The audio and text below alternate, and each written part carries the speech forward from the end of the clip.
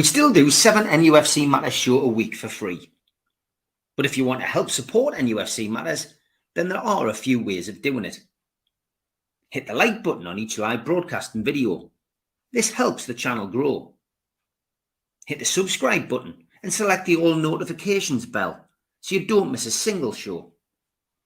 If you want to help us financially, then you can join the channel using this button with the membership starting at $1.99 a month. Or you can drop us a donation in the chat using a super sticker. We're also looking for sponsors.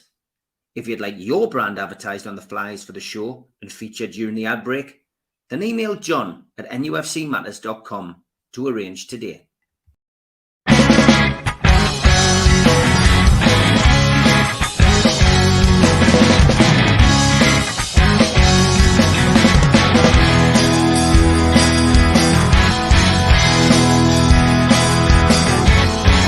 Just a question of taste with you, well, if you've gone sour, you want the world plus everything, but you won't work an hour. And now your questions are kept creeping, and you go and buy her flowers. You throw away the dreams we had, boy. I won't allow it. I said we're gonna fall out. Let's see you get out. I think we're gonna fall out. Just shut your mouth. Good evening. Welcome to NUFC Matters. It is the professionals. Good evening to Stu. Good evening to Mitch. Good evening to you. How are you, lads? All good. All the better for yesterday. Yeah, all the better for yesterday. And that's what we're going to start the show with. And I just want to touch on this. Tweet from Stu. Oh, man, we've just beaten Arsenal at home. Enjoy it. Stop looking for the negatives or an argument. FFS, whatever that means. Try and be happy. I don't know what period of NUFC history you've watched, but for me, this is a pretty good one. Go on, drop your shoulders, let go, and enjoy it. Stu, what prompted that? Can you remember? Yeah, I can't now. There was it started on from last week when we lost at Chelsea, and we could so easily have got a point. And I think sometimes, whether it's the new breed or whether it's the social media breed of fans, but I think they expect us to be like Brazil 1970 every game, you know, and we're from the era where that wasn't the case, and it was always we'll support you evermore. So I put like a sort of defiant tweet out last Sunday after the Chelsea game saying that we'll beat them, because it was clear that they were going to make changes. And for me, this League Cup means a lot more to Newcastle than it did to Chelsea.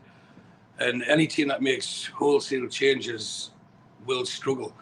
And I was confident that the fans would be, that's the match-going fans would be aware of that situation. And they knew that they had a role to play. And it wasn't just like Wimbledon, where a lot of people who don't normally get tickets managed to get tickets, was families going, etc., etc. For a game like this, a lot of season ticket holders, I believe, would have retained the tickets, and they knew the importance of beating Chelsea. So I was more than confident that we would beat Chelsea, and that there would be, I think I described it as a bear pit. St. James's would be a bear pit. And I says, so we'll beat them, bookmark this if you want. And 9 people sadly did bookmark it in an attempt. You know what? And this is where it makes you think, do they really support Newcastle? They bookmarked it and threw it back in my face to say, Steve Rave's mate was wrong. You said they'd win and they didn't. You didn't know out and all that. And I thought, how sad here. The team's just had a great display on Wednesday. So I retorted saying, like, look, where's all these people now?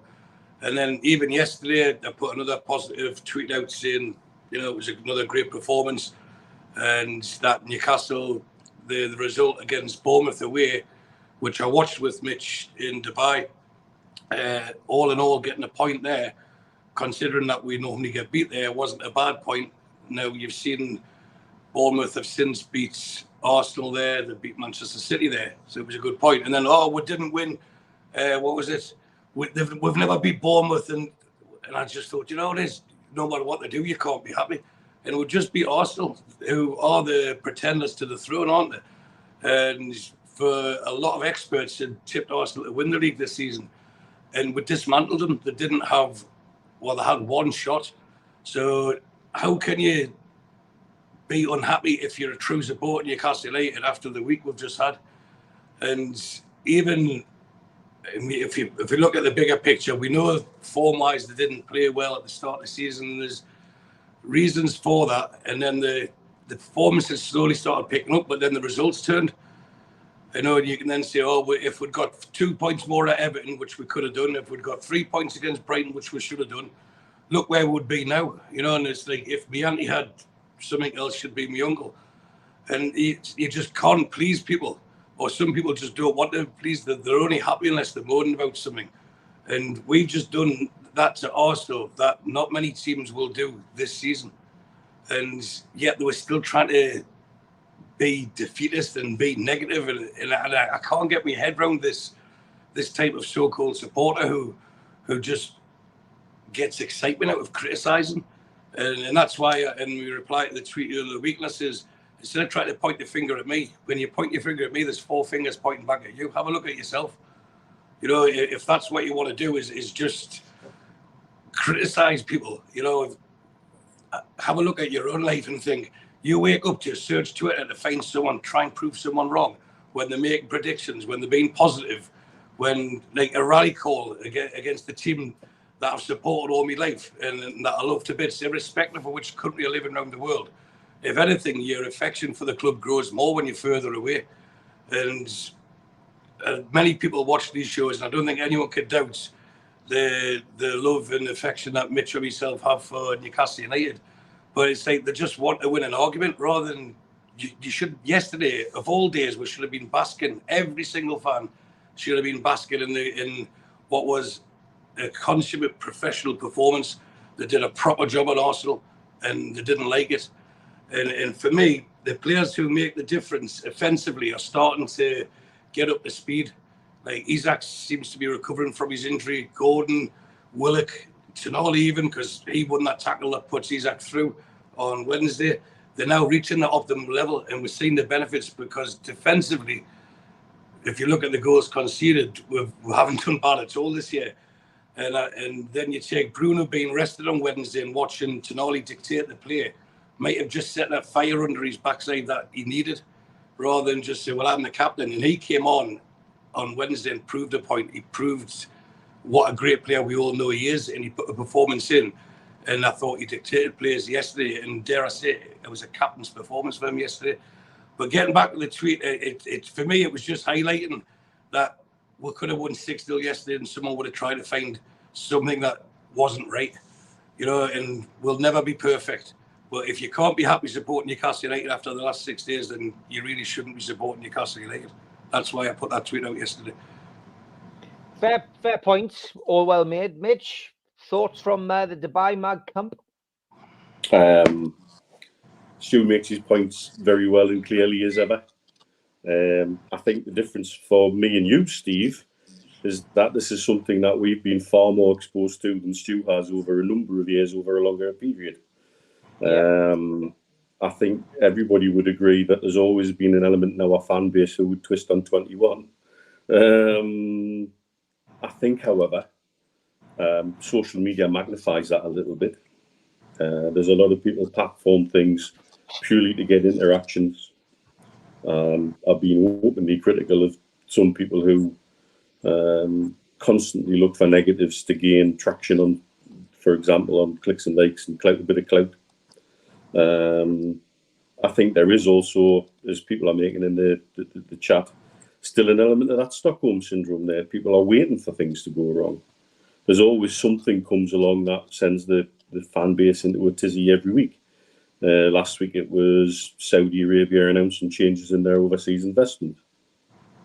And so immediately people were jumping on, oh my God, they're going to sell Newcastle and we're not going to get any more money and this, that, and the other. It couldn't be further from the truth. But because there's an element of that, well, no good things ever happen to us, that then comes out. And unfortunately, there are people who are willing to stir that for different reasons and coming from different directions. and it's why I always preach about trying to remain calm and use your brain before you open your mouth, and try not to overreact to things as well. It's really very difficult not to, though.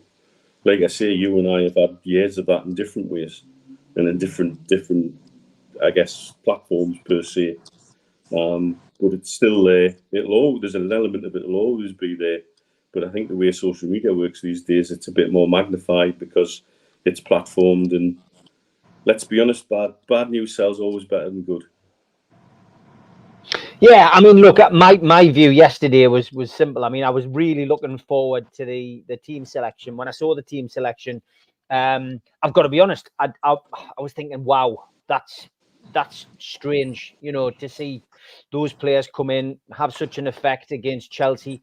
A lot of people saying Chelsea reserves. Chelsea don't have reserves. We've already said it on here. £500 million worth of talent on display Wednesday night. We'll beat them convincingly. So to see Tonali dropped, to see Kraft not given an opportunity, I was really surprised. I thought both of them shone on Wednesday night. But I didn't take to social media to criticise the team. I kept that to myself. I spoke to the people who I was at the match with and said, my mind might have changed from predicting a 2-1 win, as I did, to possibly getting a draw. But I said I'll reserve judgment until I see how we set up, and how we set up suited the players that he put in. And I agree with Mitch. About that warming Bruno's backside a little bit. Tonali's performance, it was a shock, I think, for Bruno maybe to be on the sidelines, because as captain he probably expected to play every game. But I think maybe realizing that actually there's somebody breathing down my neck who could take my place. Similarly with Livramento, who for whatever reason hasn't been playing as well as he has done in previous games. Kraft comes in, almost a little reminder there for Tino. Hold on, son. You know, just because you're right back, you know, and you've usurped Kieran Trippier doesn't mean that you're safe. Just because Trippier's not fit, we've got somebody else here who could take your place. And I thought that was great. And we've mentioned on this show all week about, well, since Wednesday, that the cup game could be the turning point, and hopefully it is, because that's two great performances, two great results. Let's see what they do now. Obviously, this week, when they travel to Forest, it's a big game. Forest are flying high. We're going in with all kinds of little side stories to this. Chris Wood, who left a while back now, but currently outgunning Haaland in the Premier League. You've also got Elliot Anderson, who was dropped yesterday but came on a sub and still managed to get an assist, who will be waiting for us. Matt Sells never got a chance in Newcastle. Goalkeepers are always on the agenda at the moment on this podcast, and whether we've got the right one and whether we need a new one. But Matt Sells is doing tremendously well down there as well, and he's not even really getting a mention amongst Newcastle fans. But yeah, look, I get exactly where Stu's coming from as well on this, and Stu hasn't had it in the neck, I guess, as long as me and Mitch, because we've had our heads above the parapet a hell of a lot longer. But social media does amplify it. Unfortunately, it does give people a voice. Sometimes people who maybe just don't think before the tweet, other people who maybe deliberately do it for traction, and other people who just aren't Newcastle fans hiding behind other accounts who just want to wind Newcastle fans up and do so successfully. So it's a combination of all of those things. But if you look back at the Amigos, I think most of us predicted a win, and that was how we felt. And most people, I think it was at least 3 people on the platform that night, predicted 1-0. So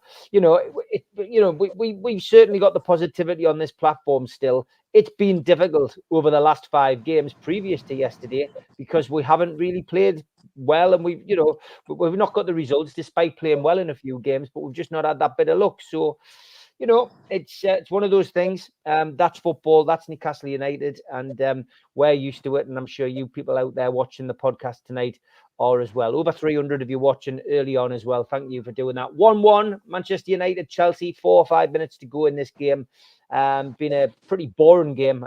It's really just come to life in the last 25 minutes. So we'll see what happens before the end and keep you up to date with that. As well as that tweet that Stu put out, there's been a hell of a lot of tweets. And because they're going to be dated by the time we get to Friday, I thought I would do an impromptu Arsenal tweet of the week.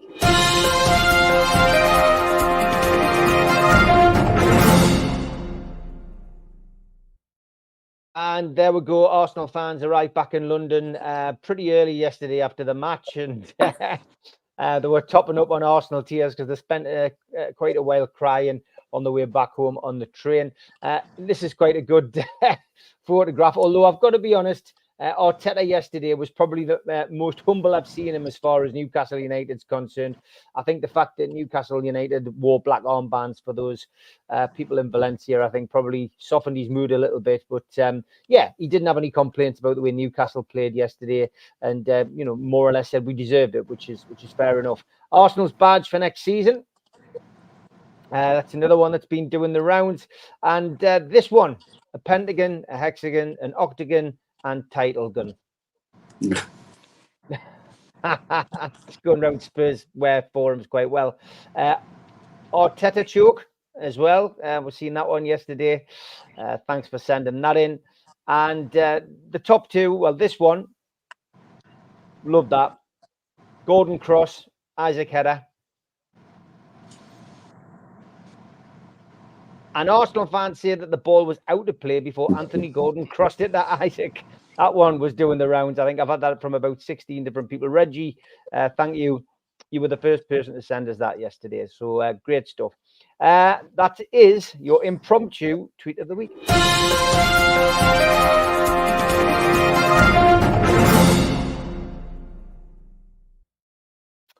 A couple of tweets that I had as well, just with regards to the show. This one came from Spenny, which he'd sent us last night. 21-year-old Livramento and 20-year-old Hall made 7 successful tackles combined against Arsenal. They were not successfully dribbled past by an Arsenal player and conceded just 1 foul between them, which is, you know, a great stat. Thanks for that, Spenny. And Billy Gibson said, one for tomorrow, boys. A note, but an important one. Did you spot when Tonali came on that it pushed Bruno to the left with Big Joe? More an observation than a question, to be honest. So I guess really, like, you know, Stu, just coming off the back of both of them, let's talk about some of the players. Let's talk about the fullbacks first. You know, a lot of people saying that Lewis Hall, if he's not called up for England, it'll be a travesty because he's been the October Player of the Month. But he put in a really, really good performance yesterday against the man that makes Arsenal tick in Saka. Yeah, well, Harvey Barnes was the September Player of the Month, so I think there'll be a lot more consistency from Lewis. And I think what you've seen is we're now reaping the rewards from all the hard work that's been put in on and off the field, because we know he hadn't been settled. And you could sense a frustration with him because he's a footballer, and he seemed like as if he was being restricted, but he now looks like he understands the purpose of his role and how it benefits him, and that's got to be down to the coaching. And you're in a position where I think he understands that the coaches want the best for him, and if he plays well, it makes everyone look good. It makes him look good. It makes them look good. But the way he's played now, I don't think I'll ever have to mention Kieran Tierney again, will I? Because he's injured again, isn't he? Yeah, he's been injured all season. But we've got a left back now that realistically could be the left back for the next decade. And same with the right side. They both seems to have like matured very much over the last few games. Maybe it's the run of bad results, because you know I touched on it earlier, but we drew away to the perennial relegation horde at Everton, and then they're always flattering to see Brighton will lose at home to win. We'd actually played well enough to win both games. Then you look at the fixtures and you think, right, we've got Chelsea twice, we've got Arsenal. You know, and it could have went either way. And moving on from Hall, I want to credit Eddie Howe, because you said it yourself, Steve. When the team came out, I think you would have echoed what about 98% of the fans would have said, what's he doing dropping Tonali after that game? But thankfully, Eddie Howe doesn't listen to fans, and he picks the team that he thinks will win, and it's key. It's team. And what was nice to see when Tonali was coming on, because I had the benefit of watching on TV rather than being at the game, although that's not a benefit. I'd rather been at the game. But you know what I mean? We get to see what's a lot more than just the one focal point that you've got. And Howe had his arm around Tonali and he was explaining what he wanted to do, what his role was. And Tonali was listening intently. There was no huffiness, there was no stroppiness, there was no petulance. He's like, I want to be part of this. And it just takes one good display to change things around. And they all wanted to be part of what was. For us, it could be a season-changing victory yesterday. And he came on in that role because he could sit deeper. He was more mobile because Bruno had done a lot of running. And then Bruno could go on the left and be a bit more offensive, not like swearing and stuff, but be more offensive minded as in going forward. And you've got to credit Eddie Howe because it was a big call, dropping not just him, but Kraft had a massive game on Wednesday. Who else did the centre half? He played fantastic on Wednesday as well, and most people think you can't put Dan Burn back in because of the pace of Arsenal. But I think to a man, I think everyone yesterday was a minimum 8 out of 10. And that's including the subs that came on. So for me, it was an all-round performance. But this is why I got frustrated with that tweet at the beginning of the show, Steve, because surely it gave everyone a sense of pride. That's Newcastle. That's the Newcastle that we support. And that was the performance. They gave everything. They ran themselves ragged. They knew what their mindset was. They knew what their role was. And each and every player could go off that pitch and held their heads high. And I know I've said in past weeks, if we've got 3 or 4 players not at it, we might just scrape a win. But when you're playing the top teams, you need everybody at it. And yesterday, everybody was. But even then, again, today, you have people picking faults with Nick Pope and stuff like that, as if they've got to find a negative. The guy had one shot to save and he saved it. Well, he actually didn't have to, did he? It come off Hall's back. But we've now in the ascendancy and we've got momentum, and it's a massive thing in football. And if you want to get all your analogies out about woods and forests and stuff like that, but I think we'll mow them down next week. I really do. I think we'll go there full of confidence.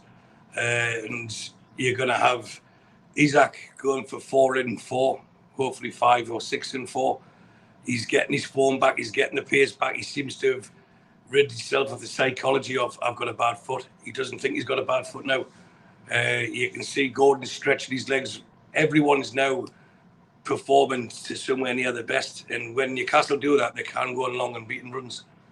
And we should be looking forward to what should be a very good, strong finish to the end of this calendar year and get us right back in that European places to have some additions into in the January transfer window. And let's see where we finish at the end of the season. But as I said, if we did this show last Sunday, just after getting beat off Chelsea, it might have been a different attitude. And we can be high, we can be low, but that's the passion of football. But what we'll always do is support Newcastle. And when someone's played well, you should be praising them. And when they're not played well, you should be supporting them. And then that should take us on to Sean Longstaff, because he seemed to have a dig back, didn't he, yesterday on Match of the Day? And I thought fair play to him, because he reads the social media, he lives in the region, he's got friends like him, born and bred in the town, and it'll affect him more than most. So for him to start putting these performances in, and I think the last professionals we did, I touched on, we were unbeaten with them. And now a lot of people are running with it, but that doesn't mean we play Longstaff, we win. What he does is a lot of the unseen work, which allows other people to go forward. And we're talking about the fire being lit under Bruno. With Kelly, he might have done the same for Byrne, and with Kraft, he might have done the same with Livramento. And now there is genuine competition for places, and I mean genuine competition in every place except centre forward and goalkeeper. So there's 9 people on that team who now think, if I don't play well today, I'm not going to restart the next game. And irrespective of what you're getting paid as a professional footballer, you want to be playing football every time you can. And I think we can only give credit to Eddie Howe for not flapping when things didn't go our way, and having belief in his team, having the belief in his squad, and galvanising them to put out the performances they have in the last 2 games.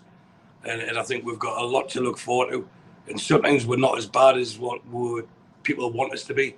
And sometimes people get led by the media, and I don't mean social media, I mean the mainstream media, who really, really want us to fail. And it won't be long before there'll be another story coming out because Newcastle will beat Arsenal, so they'll bring another Saudi story out, I'm sure today, tomorrow, or the day after, and there'll be another financial fair play story coming out. And what they're trying to do is dismantle this juggernaut that's now starting to pick up speed again. It just stopped off for a break, didn't it? It had a pit stop, and now they're back in and they're off and running again. And hopefully the brakes are taken off and we're heading downhill, which means we're gaining speed to get us up that hill that we've tried to get up for the last 50 years. And we'll be able to get up that hill, and hopefully we're all meeting up in February watching Newcastle lift the trophy. Manchester United won, Chelsea won full time at the Old Trafford Theatre of Streams. So that is the end of that one. Mitch, it's difficult to pick players out when you have a team performance like that. And when I looked at the stats, as I often do when I'm on my way home, and just want to find out exactly who had the possession, etc. I found it. I found it an interesting read again. I know not everybody likes to read the stats, but the possession that Arsenal had, was 60 over 60%, I think, compared to Newcastle, who had, just 30, 35, 36%. But again, like the week before, the Chelsea game, the week before, Newcastle had more possession, but it's putting the ball in the back of the net. And there were some really good performances. We've already spoken about the 2 fullbacks, but go through the teammate who impressed you.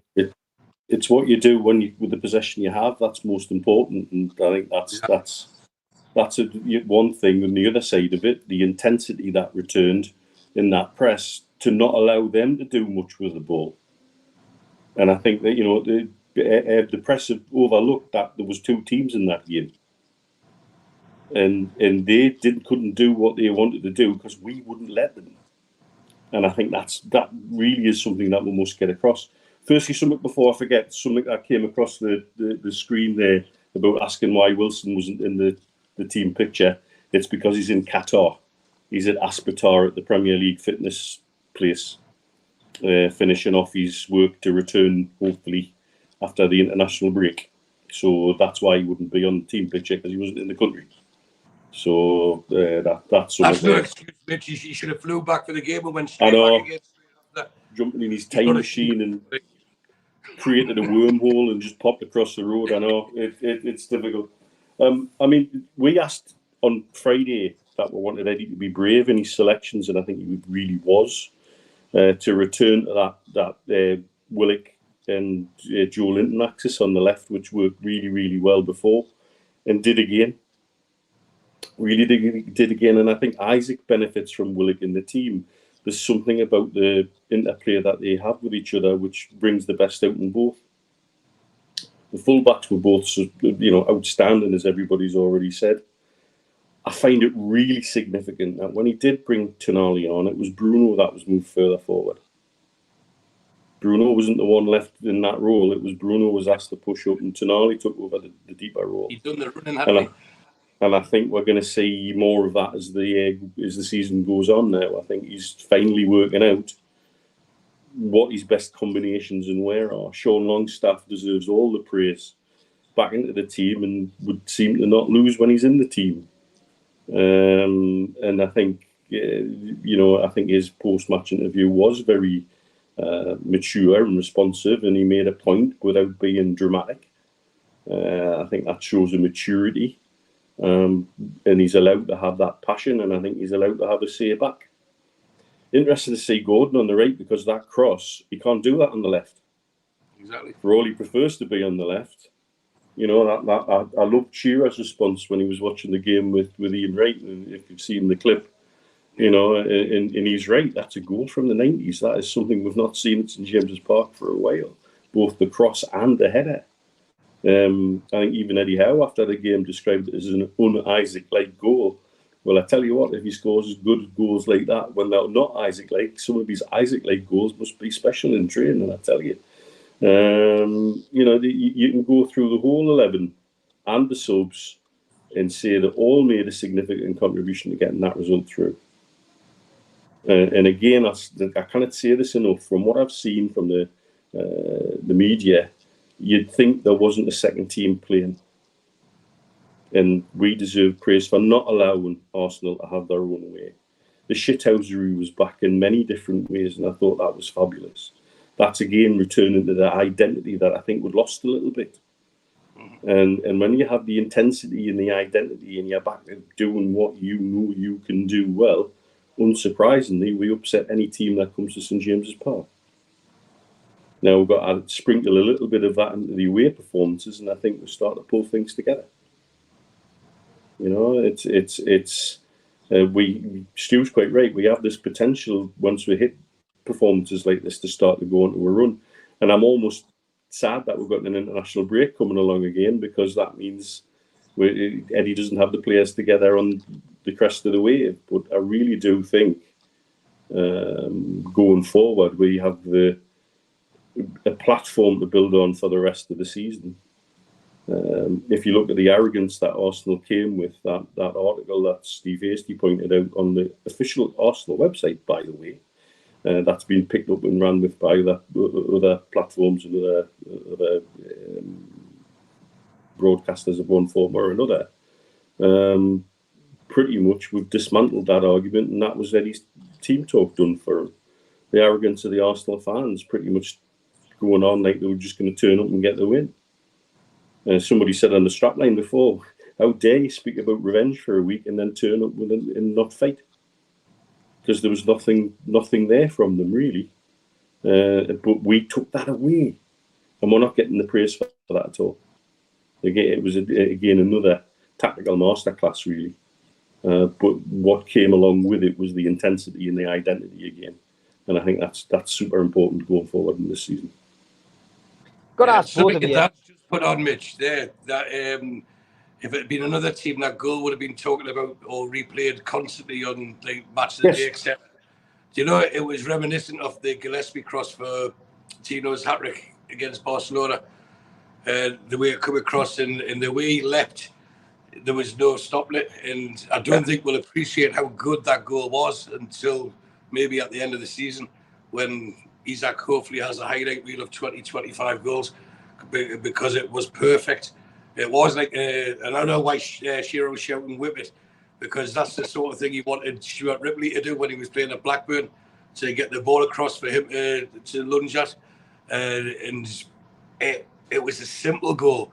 But again, who fed the ball to Gordon? It was Longstaff with a forward progressive pass, and because they were pushing further on. And that's because everyone understood when to push, when to press, when to sit. Don't have a straight line in midfield that people can pass to. Get in the faces, because no one likes when you've got the ball for someone running at you, because it forces errors. But you can't just do it willy-nilly. They did it all the time. But I honestly think that goal is a lot better than what it's been given credit for. So I just thought I'd mention that because your dad did. It really, really was a quality goal. Just want to ask you about the standard of refereeing. I thought he was terrible again yesterday, that referee. First game that he had for us this season. But I think the standard of refereeing overall has been poor, Stu. I mean, does that, you've been to a couple of games, but you've seen most of them on TV. I mean, has that come across? I mean, somebody's already mentioned in the comments tonight about Timber. I mean, Timber should have been booked long before, he was finally booked. Saka was almost like waved away every time he committed a foul. Oh, well, it's Saka, we can't book him. Yeah, Tonali comes on, first foul in anger, and he's booked. It was very biased. And I felt it was poor, but I don't think that's the first time we've come across that this season. No, there's a definite bias there, or favouritism for the, should we call it the Red Cartel? But you can see Man City, they get things going their way, but we had it. Remember, we had it with Shearer. There's times he could have been sent off and wasn't. And it seems to me if you're a internationally recognised player, especially an English one, you seem to get things going for you. But Partey, the reason I pointed that out was because he was in my bet builder to get booked. And there was one time that I thought, ref's going to book him now. And he called him over and he pointed, as refs do, you fouled there, you fouled there, fouled there. And you think, that's him justified. And he's like, as if he has to explain to him why he's giving him a card. And he didn't. He says, one more foul. And then 10 minutes later, he fouls again. And it seems to like the Arsenal played the 10-minute skinchy card or something, and it didn't count. Because he hadn't fouled for like a certain period of time. I thought, well, that is his 5th foul. And as you said, Charlie, come on, get stuck in, yellow card straight away. So it's difficult to blame that ref, because I would say the majority of referees are culpable or guilty of doing the same thing, and they can get swayed by the big name players. But I thought, why would you make the Saka the captain? I mean, he's hardly. I mean, yes, with his feet, he dazzles people, but you can't see him as like a rally cry. You've got someone like Declan Rice on the pitch who captains West Ham. You'd think, well, he should have been a shoo-in for the captaincy. And isn't it great that we're talking about Arsenal's faults instead of ours, and we're more in our bad luck and why we didn't win or how we managed to draw, etc. So the referees, Steve, there is some better than others, but that's human. But I don't think the referee went out to purposely favour them, but I think subconsciously they do. And when, not if, when we become a recognised top team, we'll take it, because it will happen to us. So unless there's blatant errors, which shouldn't really happen with VAR, that's what gets my back up most, because the refs are human, but it's when the VAR doesn't see it or chooses not to replay it, or they bring out a rule, or we can't use it for that instance, but they can when it suits Manchester United or Arsenal or Liverpool, for example. But for me, the refs, I think the majority of them are honest, just maybe not capable of doing top officials for the Premier League. And it's something that myself and Mitch, and I know Steve Hasty has been an advocate of for a while, is why don't we get referees from other countries? Get Dutch referees in, get Belgian referees in, for something that have got no allegiance or alliance to certain teams. And if you're talking about the standard refereeing here, try and watch some games in Scotland, because the referees don't get paid anywhere near as much up there as what they do in the Premier League. And by default, they're either Rangers or Celtic, or Catholic or Protestant, and most of them aren't full-time, so they've got like their own jobs, where if they give a decision against Celtic that's controversial, that could actually affect their livelihood during the course of the week and the month.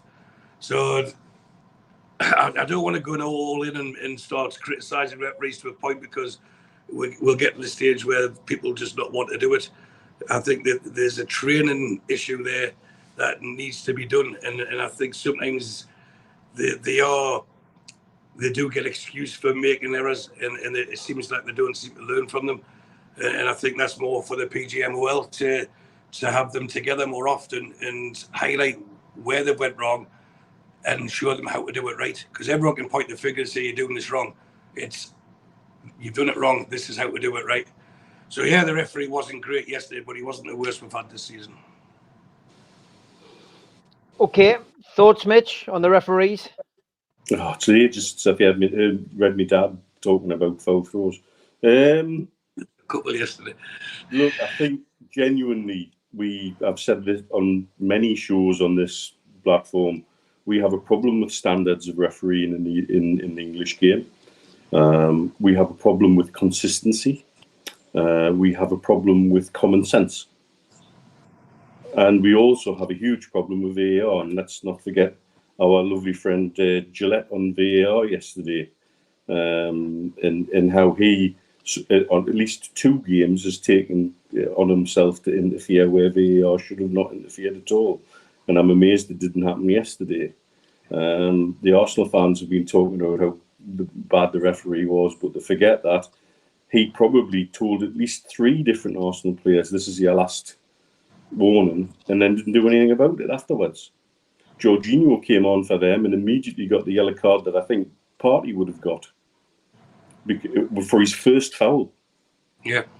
And so You know, you have to ask, where's your consistency? What's your thinking on that? I think generally we do have a big problem in the English game with standards, quality and consistency within the referees. There's nothing worse than an inconsistent referee, because even if a consistent referee is bad, he's consistently bad, and everybody's playing to the same set of rules. A referee who is bad and inconsistent is an absolute nightmare, because you just don't know what you're going to get. And you don't know what he's going to make 1 minute to the next. And I think that's what we have a problem with. We have a problem with, I think as well, referees not necessarily understanding from a player's point of view why certain things happen on a pitch. And I genuinely think that's a big problem. Interesting stuff. Lots of comments coming in. We'll get through to them in the second half. As always, we'll have a quick ad break so the lads can go and refresh their drinks, and we'll come back to the comments soon. A big thanks to all our sponsors, Skips and Bins. You can find them at their website, skipsandbins.com. Contact them, www.skipsandbins.com/contact. Say hello to low-cost waste disposal with pay-as-you-go and contract waste management. A big thanks to Mr. Vicky's Sauces, handmade in Cumbria. You can contact them at their website, mrvickies.co.uk, email info@mrvickies.co.uk, or telephone 01768 210 102. A big thanks to our NUFC Matters fanzine sponsor, United Group Travel. They are the Travel and Tourism Award winners 2024. 2-crew driver and courier, local family company, 3-star plus quality hotels and no interchanges. All excursions included. Contact them at their website, www.unitedgrouptravel.com, email beverly.ugtl@gmail.com, or telephone 01670 632 460, or mobile 0791 666 4174. There are no strangers on our tours, just friends you haven't met yet. A big thanks to Media Arts for all the technical side of things. And don't forget, we are also a podcast, and you can find us on iTunes, Spotify, or other podcast providers. If you want to help the channel, you can hit the like button, which is the little thumb under each video. You can click the share button to share it to your other social media, or subscribe to the channel. Hit the subscribe button, and it is for free. We still do 7 shows a week. Hit the join button, and you can join the channel for $1.99 a month to help support us. We do promote events on this channel. Derek Wright is holding his official book launch at the Tyneside Irish Centre, 15th of November. Tickets are £22, and that does include a signed book. Tickets are from newcastlelegends.com. Gold Star Promotions and Gateshead Leisure Centre are bringing Lennox Lewis to the area as part of his UK tour. You can get tickets by calling 0191 250 5066. Tickets start at £39. The Long Sands are back in aid of Dementia Matters and being supported by Lilac Lane and the Chris Norris Band. Saturday, January the 4th, 2025. Tickets £15 from newcastlelegends.com or from the Clooney box office. Peter Beardsley will be at the Tyneside Irish Centre on the 10th of January, 2025. Tickets are available from newcastlelegends.com or from Woucher. An Evening with the Entertainers takes place at the Tyne Theatre and Opera House, the 24th of January, 2025. You can buy tickets for that now from the box office, 0844 249 1000, or from the website, tynetheatreandoperahouse.uk. And the Magpie Lounge is now open at Gateshead Leisure Centre. 7 tokens for £99. Call 0191 250 5066 to book your tickets today. And the first of those tokens will be the 31st of January, an evening with Lee Clark. If you just want to buy tickets separately, call 0191 250 5066. And the book everyone's talking about, The Entertainers, 1992 to 1997, Kevin Keegan's Legacy, is on sale now. The book will be posted out on the 1st of December, written by Will Scott. Over 30 contributors to this book. newcastlelegends.com or Amazon to buy it today. And the good news is that the book is out on Monday. It did arrive over the weekend. The printer managed to get it here a lot earlier than we thought, and there it is. Managed to pop in and see it before the match yesterday. But all present and correct. Some wonderful photos in there from Ian Horrocks, the old photographer. But that book is now on sale. Will be on sale in the back page on Monday and will be available on Amazon and online from Monday. So get yourselves online, get yourselves to newcastlelegends.com and buy that book today. Well done to Will Scott on completing it. Geordie Tune for Life sent me something a little bit earlier as well. He said, did you lads see on X on the warm-ups a ball placed on the byline where it was supposed to have gone out from last season's goal? He says, that's shithousery at its best. And yes, we did, mate. We did see that. There you go. You can just see it on the byline. We did see it. So fantastic stuff. That brilliant little brilliant comment. And it was written in the. It wasn't written in the stars that Newcastle are going to win with that combination yesterday, but it was written on tipping point. Note the two contestants on tipping point, Isaac and Gordon. So there it was. It was there hiding in plain sight all along. Okay. Chippers, they look different without the strips on, don't they? They do, yeah, very different. Here's the question. Arsenal are only 3 points ahead of us and in a title race. So does that mean we are in the title race as well, says Chippers. Stu, are we in the title race? Don't forget the treble's still on, lads. Well, I've got to do a bit of housekeeping first. The reason I had a right smile when I come back on the screen is I love it when you've got all these things to promote with the tokens and everything, because I can actually enjoy my cigarette instead of trying to smoke it like a vanilla milkshake from McDonald's. So I can enjoy it. Also, shout out to the Heat and Mrs. Heat who were in Edinburgh celebrating a birthday, and to Kev and Lena who I had brunch with on Friday. He's now back on the rigs. He works for Aramco, by the way. They're now back on the rigs. Well, he's now back on the rigs, and we had a great day. So get that out the way. Now, back to the question, are we in a title race? Of course not. And as much as I want to portray positivity, let's not get too carried away. And at the moment, I wouldn't say Arsenal are in the title race, but we're talking about the momentum. And I think the way things are at the moment, Man City, they're too far ahead, and we don't have the depth of squad to even contemplate saying that we're in a title race. But by all means, if everyone stays fit and we've got the rotation, not dropping people, resting people, whatever, the rotation, this is where Bunce, I think, can come in. And the fact that Eddie has genuine choices to say, right, he's a couple of percent below his best, he's at his best. They're now all capable of playing with each other, and the team doesn't seem to change. Because remember, we've just played two of the so-called top teams, and none of them scored against us. Now, what we've got to do is make sure we take that same intensity, that same shithousery, and that same belief in their own ability and in each other's ability away from home. And there's no reason why we can't have a charge to get back into the Champions League. But I think the title's a bit far-fetched this season for us. It would be nice if we win it in 2027 for centenary of the last time we won the league. Happy birthday to Pat, Mozza's mother, 94. What an age. Fantastic. Hope she's had a... How's she younger than Mozza? You'll get a slap next time she sees you. George Cook says, lads, do you know you're competing for viewers on YouTube with Phoenix Windows live reveal? Aye, we've had Mitch's reveal on. We've had Mitch's reveal on here before, so.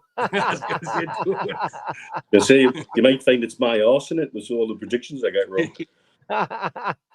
Yes. Go on. And where were we? What were we talking about? I've completely forgotten. What was the question again? Are we in a title race, Mitch? Do you know what the mentality we should have is the one that did really well a couple of years ago? One game at a time. And as long as we're looking up the table, not down it, that's the most important bit. And I think we'll keep that mental attitude and we'll move forward. There's so many positives we can build on now. If we happen to be, in the last 6 weeks of the season, 3 points off Arsenal, we might be able to say we're in a title race. But let's wait till further through the season. I don't think. I know the point he's making, and I was looking at the table today and thinking this to myself, it's like, look, we're only 3 points off Arsenal, and having one of those, well, if only moments, but you can't. The results are the results, and we are where we are. The results this weekend have just effectively concertinaed everything down further, and I think that's that's great from the point of view of our objectives, which would be getting as high in the table as we possibly can. And I think that's the way we're focused at the minute. It did well before, and it'll do well now. Okay, plenty of questions. Try and get through them as much as possible. Steve, I will just put your comment in. He says, get in, Steve. I'm so happy. Can we discuss Longstaff? We did earlier. The lad was fantastic, and his work rate off the ball added balance to the midfield, and that on paper has technical higher ability. Great stuff. George, good evening, George. He said, we currently have the best pair of young fullbacks in the EPL. Nobody's arguing with you at that. Lee Jones asked a question earlier, asked two, in fact. He said, has Longstaff become Eddie Howe's David Batty? He does the work no one else wants to do. Would you drop him from the midfield or not? I think we answered that earlier as well. And he says, with only 3 points covering 7 teams, if we put a run together, we can do the top 4 again. And again, we've just discussed that. But yeah, I think, one game at a time is the best mantra to have, which is what Mitch has said. Has yesterday proven in any way, shape or form that our big 3 midfielders don't gel together? That's a great question, Stu. It's all about the formations, isn't it? The formation. And I think now that he's got everybody available, he's now going to filter through, and maybe it's horses for courses he's going to go for. Stu. I think when he says the big 3 midfielders, the big changes, he's taken Joe Ellington out of the midfield and he's put him onto the wing. And Willock's come in. What's happened now is there's legs around Bruno. Because for all Bruno's technical ability and vision and passing and everything else, he's not the fastest of players. And if you've got Joe Ellington trying to be his minder and Tonali trying to find his feet in the midfield, there wasn't the symmetry or chemistry there. But when you've got Longstaff there who will put a shift in, undoubtedly put a shift in, and then you've got Willock who's capable of getting that ball and carrying it 20, 30 yards forward, it changes, because if you've got someone like that there, the opposition are less likely to try and run past them, because if they get caught out, it leaves a chasm behind them. So it's again, just little tweaks. And we've referenced in the past, like golf, you could have the perfect swing and it doesn't work one day and you try and change everything. You just need to tweak 1 or 2 little things and get it back to where we are. But it's a nice position to have. And I think by the end of the season, we may well have a midfield where Tonali and Bruno and Joe Ellington or Willock are playing more regularly. But at the moment, Longstaff has come in and said, that's my space, that's my place. And he doesn't deserve to be dropped. But then neither did Tonali. But they had 3 games in 6 days, and you can't expect it, especially that midfield, the workload that's expected of them. They all didn't play. None of them played all 3 games, like the full 90 plus minutes in each game. So once we get back to 1 game a week again, you'll probably see things settle out how the way it want to be. But something I referenced just before there, if you're playing in that team now, knowing that you've got this type of quality to come off the bench, and knowing that they're very good, you can't afford to allow your work rate to drop or your performance levels to drop. And again, we as supporters will get the benefit of that, because there seems to be a camaraderie again. And with Sean Longstaff, I've never seen a player for Newcastle for a long time that is what you could bracket as a confidence player. And if he's got the support and the backing of the fans, he's always had it off the manager. But if he's got the belief of his teammates that he's worthy of a place, because he's a shy lad, isn't he?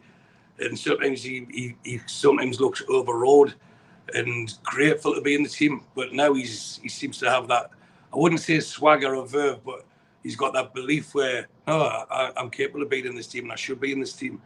And he's putting the performances in to do it. So how can we complain if Tonali is the one that misses out, if we're winning every game? And if Tonali comes in and we keep winning every game and we're still not getting beat, then isn't that a nice problem to have? Rather than what we had last year from probably the middle of December till the end of January, we had 3 midfielders to choose from. And there was Longstaff, Megley and Bruno who was on 9 yellow cards. You know, and we're very restricted, but now we can be expansive and they can change it. And something you said at the top of the show, Steve, regarding how just about every fan would have said, what's he playing at? And it was a big call, but he got it right. So maybe he just knows a little bit more about what he's talking about than us. So we're in a position now where we have 5 or 6 top quality Premier League midfielders, all vying for 3 positions. And then you've got Megley coming back as well. So it should be good times ahead. And for Sean, I'm so happy for him because he does get more abuse than most. And it does affect him more than most. And now he's at the top of his game. Long may it continue. Would you agree, Mitch, with regards to the midfielders? You know, I think it'll be horses for courses moving forward. I do. I agree with you because we've got a deeper selection available. It's a two-way thing, and as the fixture list calms down a little bit, and things sort of stabilise a bit, we're going to see more probably about what he does feel is the best combination.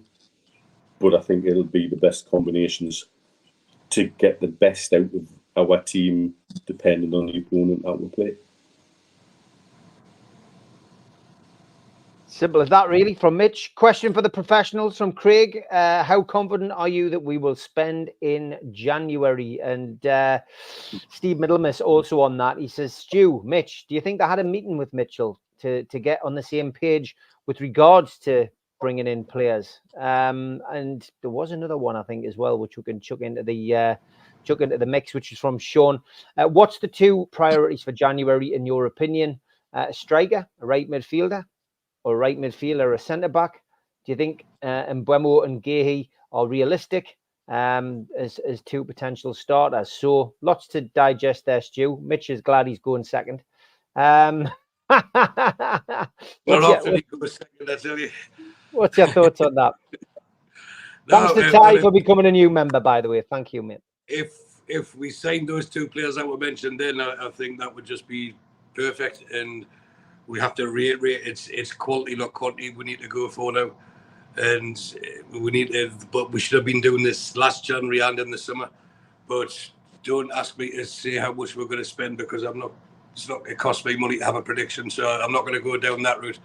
But they've said they've got money to spend, and I think a blind man can see the right wing is crying out. But for me, as good as he played yesterday, I think this is Shaw's last season at the top level, because Newcastle will only get better going forward, and he won't.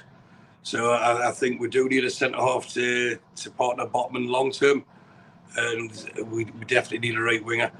And there's a call for a centre forward, and we can say that when there's only one playing, but. Asula, come on, don't sing. Asula, come on, yesterday. Sing. I was singing it all last night, but my missus was going mental.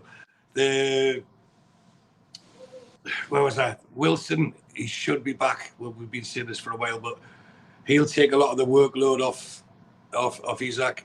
You've got Asula that will only get better. You've seen what happened with Lewis Hall. Some people take longer than others. And I don't think we'll need a centre forward come January. I'd like to think we don't, injuries permitting. We shouldn't need a centre forward come January. But the right wing position is something that we do need. And then isn't that a lovely headache if he wants to put Gordon on the left? Then that just puts Joe Linton into the midfield again. Doesn't mean he's going to get a starter, does it? You could actually then have a tombola on a Friday and pick out 3 names and say use are the 3 that are playing. But we need that. We need to have the quality. And if we are being all positive and visionary, we'll qualify for Europe this year. And whichever guys we do, we'll qualify for Europe going into next season. We'll need quality squad. We need depth. We need people like Miley, like Longstaff, like Willock, who are the lesser lights if you compare them to Bruno and to Joe Linton and to Tonali. We're in a position where you can then say, right, we've got Gordon Barnes on the right. Let's say it was in Bremo. We've got someone like him on the right, knowing that Gordon can play there. And it allows variations. And just to back up what Mitch is saying then, we could then say, we could look at the opposition and play the best team to nullify them and then to expose them. Whereas last season, due to injuries, everyone knew what our team was going to be. And I think if everyone tries to pick the team yesterday, I think it was like the old joke about the mystery trip in England, wasn't it? The bus driver won the draw. He's the only one that knew where we were going. Eddie Howe was the only person that knew what team he was going to play yesterday. I don't think any fan predicted the changes that he made, but my God, they were right. And it's lovely to have these choices.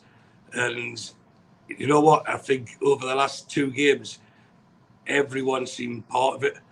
And I was with an Arsenal fan at work today, and he went, look, he's did a lap of honour, like he's had won the cup. And I said, I was there 2 weeks ago, we got beat at home at Brighton, and they did a lap of honour. If you remember, Steve, we stood to the end and we clapped them off because the effort was there. And it's this synergy they've got with the fans. And I know I've said it before, but Eddie Howe references it or mentions it every single press conference, how important the fans are. And away from home, we're 11 out of 10. But at home, the last 2 games, I think people have realised they've got a pivotal role to play from the stands. And it's not sit back and you entertain us. And I think the week we've had was kick-started by Gordon showing how fast he was, running down the keeper and then knocking Cucurella over in the first minute on Wednesday. And that just got everyone together. And it was like going back 2 years, wasn't it? Where the team, the fans, the city, everyone was together. And now no one's talking about who's replacing Darren Neals. No one's talking about a new stadium because the team's winning. And that's something we said all the time. And Newcastle United, that's winning. No one gives the monkey's chuff about what happens behind the scenes. Let them get on with that. We support their team. We're not there to, well, we have to occasionally talk about PSR, talk about financial fair play, talk about green belt zones, talk about rats that are protected or buildings that are protected. No one's that bothered at the moment. Newcastle winning, we're a simple lot to please. And by God, they pleased us this week. So that's what our focus should be. Would you agree, Mitch? Yeah. I mean, going forward, looking at the January window, historically, we all know January windows are very difficult to do good business in, always. And I do have a concern that what might dictate what we can do in January to the fullest extent may be outgoings. And that's part of the transfer business that we have the least control over, unfortunately. I do think there'll be money there to make at least one permanent signing, and I think you might see a loan come in, an interesting loan. But let's see. I just don't want people to get carried away because they've proved in the last couple of windows they're very cautious business-wise. Now, this is where Paul Mitchell is supposed to make a difference, and we'll see in this window as he's been embedded in the club for a longer period of time, and we've got over those initial teething problems, shall we say, that we should be looking forward to a more functional methodology behind the transfer business.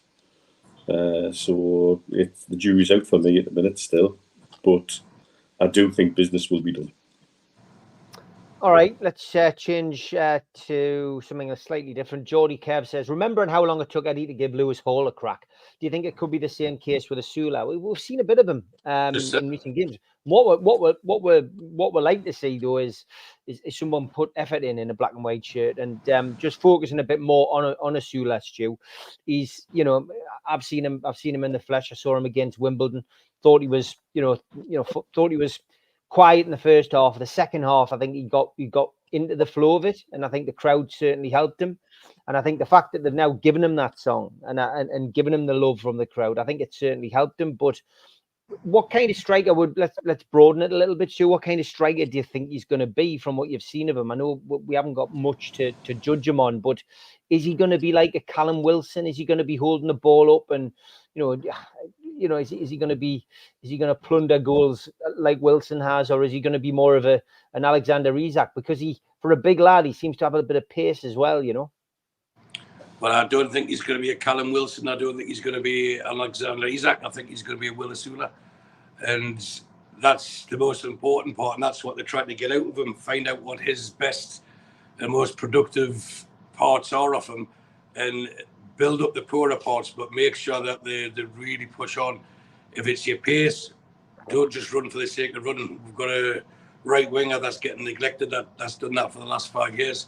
You know, you have to make the runs in the right time in the right places. What I did like about Asula yesterday, it was, again, watching it on TV, there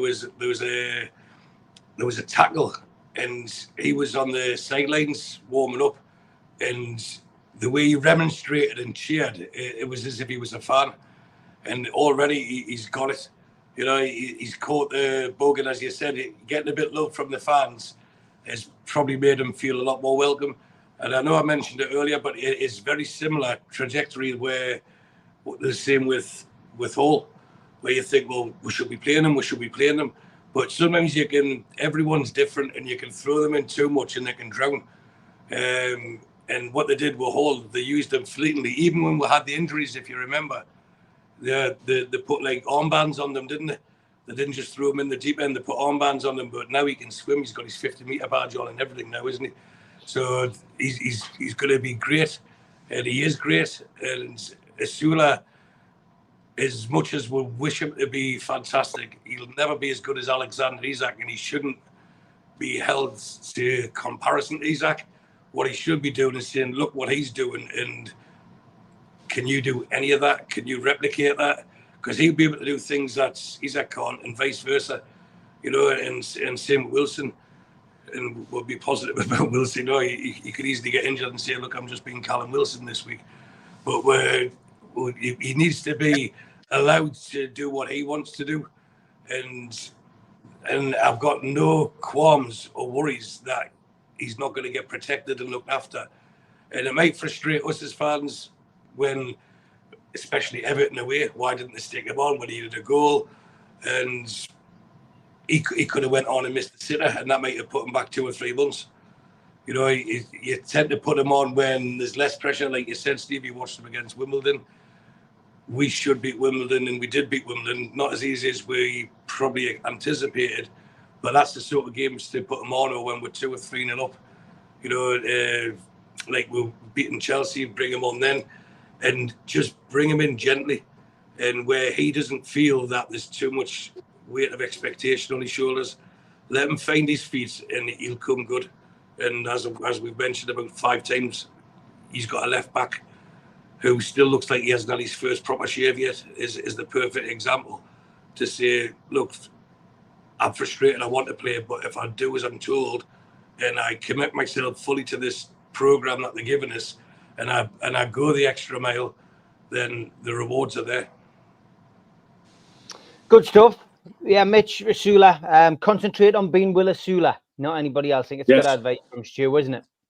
Yeah, absolutely. And I think if one of the post-match interviews I saw with Eddie Cow yesterday, when I was going through a few things this morning, he was speaking about Hall and bringing Hall in slowly, and managing a young player who'd been signed for a lot of money, who suddenly wasn't getting a game, and the player taking ownership of that and understanding why he wasn't getting a game, and improving and getting better and doing what he was asked on the training pitch and developing into the player that's now getting more than a game. And it was a very, very interesting point that he made. I've got no doubt if that's how he's handled Hall, he'd be handling Asula in the same way. And that's the way we have to, I think, expect Eddie to manage young players and manage our expectation, perhaps, of how those young players will be used. And I think Asula's shown enough for me in flashes that there's a potential to be a really good striker in there. And Stu's absolutely right. He won't be Alexander Isak, and he won't be, he won't be an Alan Shearer. He won't be a Callum Wilson. He'll be Will Asula, and he'll do what he does best. And he was really unlucky on Wednesday night, and I think the roof will come off of one of the stands when he scores his first goal at St James's Park.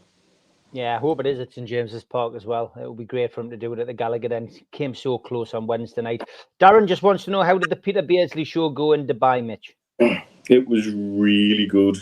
Peter, as always, was a class act, both during the Q&A, but he stayed with us all to watch the game. He stayed with us most of the evening.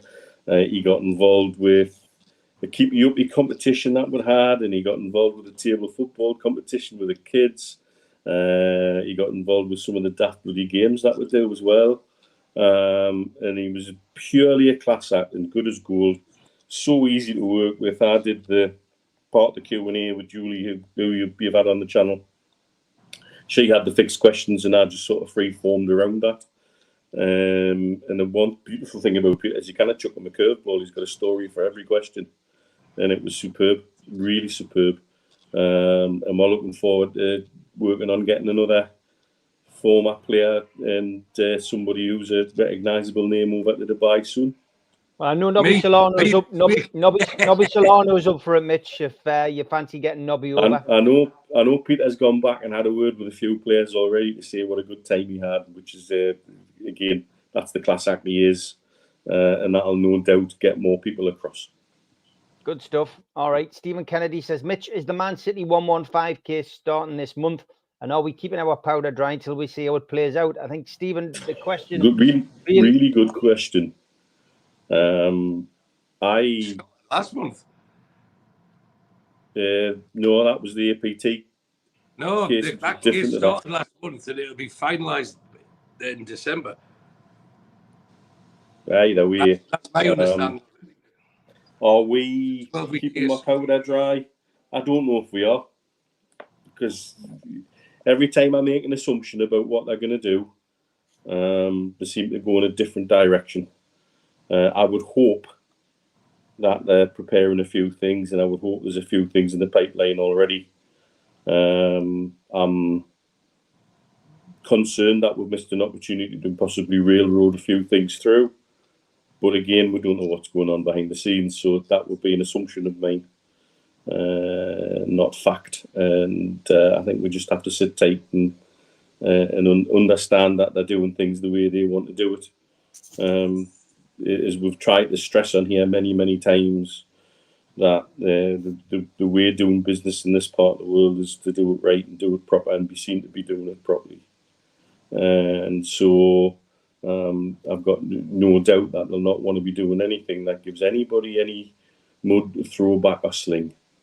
Because sure as eggs, the Premier League have proven already that they've got things that they will release through client journalists to try and sully and muddy the waters. And we don't need to get involved with that. Yeah, would you agree, Stu? Yeah, no, I mean, I could be wrong here, and it won't be the first and certainly not the last. But I believe that case had already started, and what we got last month now with the APT was the results, because that had already ran earlier in the autumn or late summer.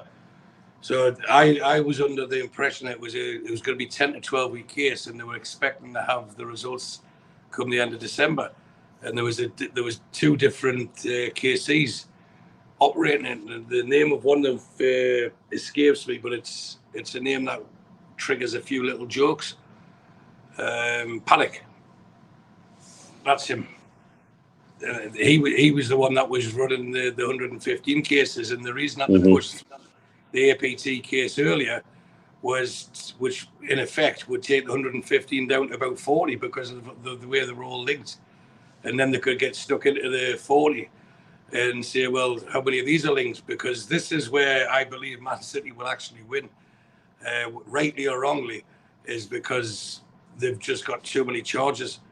There's too many trumped up charges against them, and really they should have just went with, I sound like Keith now, they should have just went with 5 or 6 dead cert wins and said, this is what we're going to charge you with. But they've got themselves carried away, probably egged on by certain clubs, throw the book at them, do this at them, and they won't have a legal team that could match Man City's. So whether it's by default or technicality, I really think Man City will walk away, not scot-free, but they won't be punished the way some hope there will be anyway. That's just my take of it, and I could be totally wrong. Yep. Okay. Going to finish slightly earlier tonight. Probably got time for one, maybe two more questions. I am going to be doing the Word on Blake 7 podcast, which is on our other channel. So if you want to watch that, tune in on the other channel. Hit the subscribe button on there as well. One important question from Derek. He says, question for Stu and Mitch: Babycham or Snowball? Snowball. Cherry B. Cherry. Roger says, will Gordon accept the right wing role without complaint, given the England left wing spot? So, I mean, obviously he's played his way into the England side on the left, but do you think club before country, isn't it, Stu? It's a question for Anthony Gordon, not me or Mitch. Well, it is. I think the way it is this club before country, and the club are paying these vastly improved wages now, and ultimately he wants to be successful. So if at the moment his role is to play on the right and until they've got someone more capable, does he want to be part of a team pushing for Europe and qualifying and playing in Europe? Or does he want to say, I want all the shiny marbles? So he doesn't come across as that type of player. For me, I think he's already proven what he can do on the left wing, and he wouldn't be the first international that plays one position which is out of position very well, but when it comes to playing for his country, reverts back to his normal position. And I could mention Kieran Tierney for Scotland, but I wouldn't. No, not again. Twice, didn't I said I wouldn't mention him, so I didn't.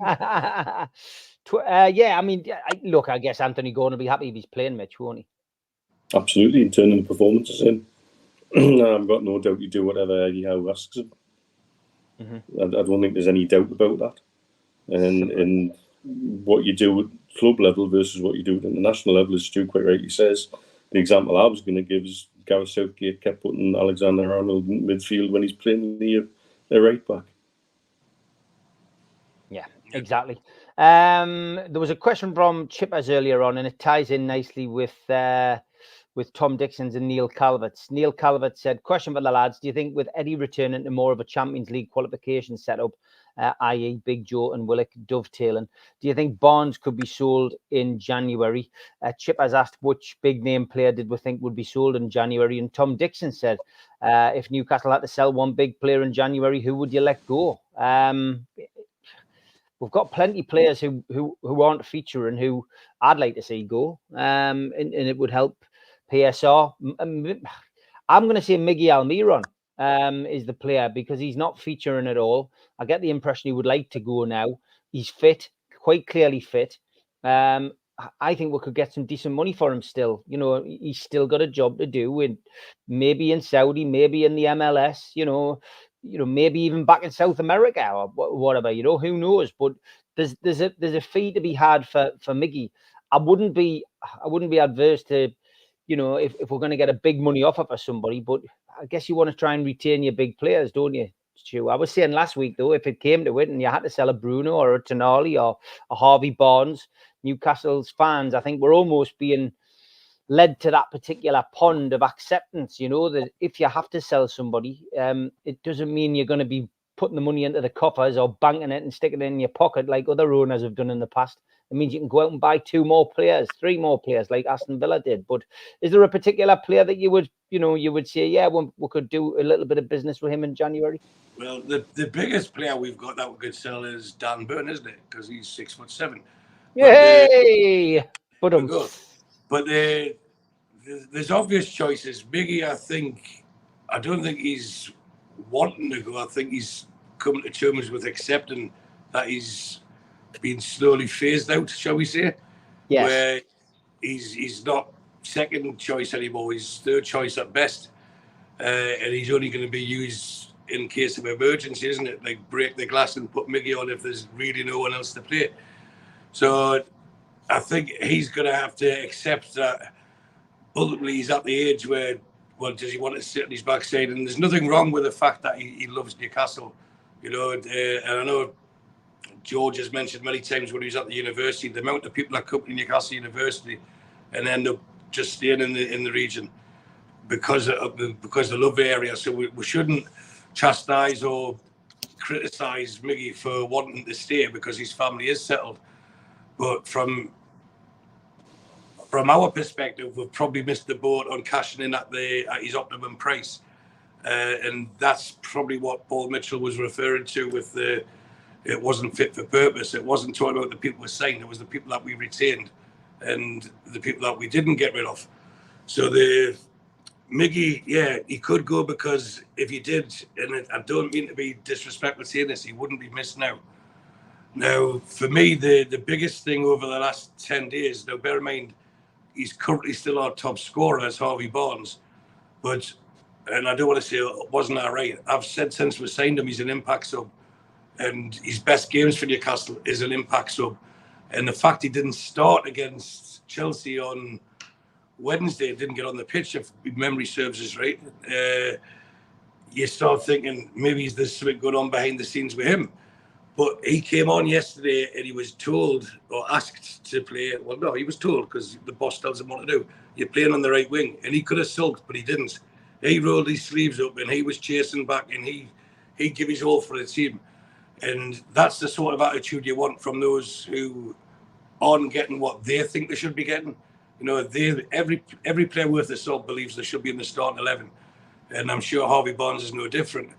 But when you see the players performing the way they have done the last two games, thinking, well, that's the manager's right. Now, what I've got to do is what he's asking me to do on the training pitch, in his press conferences, and that's show him on the pitch, show him in the training ground that I'm worthy of a starting place. And I thought his attitude was spot on when he came on yesterday. I mean, it wasn't like a full shift, was it? He was only on for the best part of 5-10 minutes, whatever. But when he came on, he did the dirty work on the flank that he's not used to. He knew what he had to do and he came on and did it. So could we cash in on someone like him? It would be a shame to, but really, who would buy him and how much would we get for him? And this is where we have been perennially bad sellers. We don't seem to get the right prices for the players. We paid the best part of 40 million for him. Do you think there's a team out there that would pay 40 million for Harvey Barnes? And unless you've got Dennis Wise getting director of football somewhere and sending him a YouTube video of his greatest goals for Newcastle, I don't think we'd get the 40 million back, and that's unfortunate. So then you've got to look at the term of his contract and think, how much profit is it in the financial fair play rules? You know, let's say it's 8 million a year and he's only in his second year. That's 16. Take that off to 30. Well, take that down to 32. Would have to sell him for at least 32 to 35 million to make it worthwhile selling, if that makes sense. So that's why you look at people like Miggy and people like Wilson and people like Trippier, who are at the end of the contract, but also probably at the end of the tenure of improving this team. That's where I would go. But I can understand why people are saying Bruno, but I think if anyone's seen Bruno's post yesterday evening, how much he loves Newcastle and stuff, and we can't keep people because they love the players, but they love the city. But we can keep them when they've got an immense amount of ability, and we have to be very careful because for me, when Darren Eales came out with that in January, everyone's for sale. That didn't half rear its ugly head again come the end of June, where people are thinking, am I getting sold? And it seems it's taken this long now for that squad of players to get the harmony back. And what we can't do and what we shouldn't be doing is speculating on, as fans, especially on platforms like this that are viewed in the thousands, about this player should be sold, that player should be sold, because those decisions will be made by Paul Mitchell in conjunction with Eddie Howe. So to answer one of the questions, I think it might have been Tom Dixon that said it. Of course, they would have had meetings, and of course, there'll be some non-negotiables. And there has been all year. There was 3 crown jewels. But is everyone for sale? If I said no, and then someone come and says, right, we'll give you 300 million for Isaac, they would sell him. And if I said no, and someone says there's 150 million for Bruno, they'd sell him. There's 25 million for Shaw, they'd sell him. So someone like Shaw, if they're going to get a centre half, and Shaw's up at the end of the season, if someone was in desperate need of a quality centre half and said, look, we'll give you 10 million for him in January, then that's the sort of transfer they'll probably be looking at. I think they'll want to keep the crux of the team that's going to take them forward. What's the point in selling someone like Gordon for 80 million when it's going to cost you at least that to get someone back in, then bed them in? Would they have the same attitude? Would they have the same output? Would they have the same impact? You know, so you have to look at the players that we could sell. So there's me saying not speculating. I could go through the squad and say we'd take prices for him and him. But I think the full-backs are there for the duration. There's no way they would let Isak go. And there's a possibility. There's plenty of keepers that can sell, Steve. There is. Mitch, just get your views quickly on this, because I've got to jump from one channel to another, mate. Very succinctly, we would accept significant offers for blue chip players, but I think our focus is getting out players that are expendable and trimming down the squad and freeing up room for wages and getting some income going, because as Stu rightly says, we've been perennially bad sellers and we need to become better sellers. Somebody like Harvey Barnes, I think it would take a significant offer to see him leave our squad at this moment in time. I don't see anybody out there who'd be willing to pay it. And at the same time, I think there's more to come from him. Yeah, and he's a big player. He's a big game player to come on and change games at the end. Thank you, everybody, for tuning in tonight. It's been a great show, as always. Great 90 minutes with the lads, more or less. Thank you to John Spence, who has found a link, which has been there for ages, actually. It's called Buy Me a Coffee, but I've renamed it Buy Me a Red Wine for when we all get together at Christmas and New Year and birthdays and bar mitzvahs. So I've stuck it in the chat if you want it, and it's the reason I actually logged onto it is because YouTube, as most people know, takes 30% off any donation. So if you want to buy us a red wine for Christmas, stick it in there, and we will make sure that the lads and everyone who gets together over Christmas has a good drink and a good feed. But thank you for making that donation, John Spence. Back tomorrow, Fans Forum, 6 o'clock. Darren Negativity's been in the chat tonight. Says he's not going to be too negative. God, what on earth could he be negative about? Set pieces, he says. Tune in tomorrow, 6 o'clock. See you then. Mitch, Stu, take care. Cheers, everyone.